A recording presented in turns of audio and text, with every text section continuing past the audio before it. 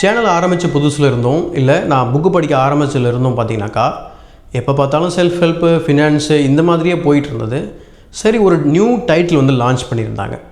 இப்போ இருக்கக்கூடிய காலகட்டத்துக்கு நம்ம உடம்பை எப்படி சரியாக வந்து கவனிச்சிக்கணும், அதுக்கு தேவையான ஒரு 4 கெமிக்கல், அந்த கெமிக்கல் ரெகுலேட்டர் அல்லது வந்து பார்த்திங்கன்னா நம்ம உடம்பை ரெகுலேட் பண்ணக்கூடிய சில கெமிக்கல்ஸ் வந்து நமக்கு எந்தெந்த விதத்தில் உதவி பண்ணுது, எப்பப்பெல்லாம் வந்து நம்ம லோவாக இருக்கும், டல்லாக இருக்கும், அதுக்கு என்னென்ன காரணங்கள், இது எல்லாத்தையுமே வந்து ஐடென்டிஃபை பண்ணி பர்ஃபெக்டான ஒரு சொல்யூஷன் மாதிரி வந்து கொடுத்துருக்காரு டிஜே பவர் அப்படின்னு சொல்லிட்டு. இந்த டோஸ் எஃபெக்ட், அதாவது ஸோ டீனா டோபமைன், ஓனா ஆக்சிடாசின், எஸ்னா செரட்டோனின், அடுத்து இ அப்படின்னு சொன்னாக்கா என்டார்ஃபின்.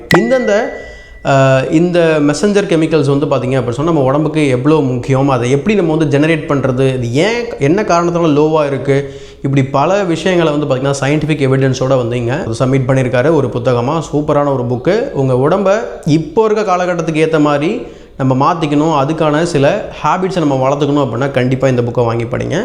டோஸ் எஃபெக்ட் அப்படின்னு சொல்லிட்டு. இந்த இன்ஃபர்மேஷன் உங்களுக்கு பயனுள்ளதாக இருந்ததாக்கா கண்டிப்பாக தமிழ் புக் கிளப்பை சப்ஸ்கிரைப் பண்ணி வச்சுக்கோங்க. மறக்காமல் இந்த வீடியோக்கு ஒரு லைக் போடுங்க, மற்றவங்களுக்கு ஷேர் பண்ணுங்கள். இது உங்கள் ஞானத்திற்கான பாதை.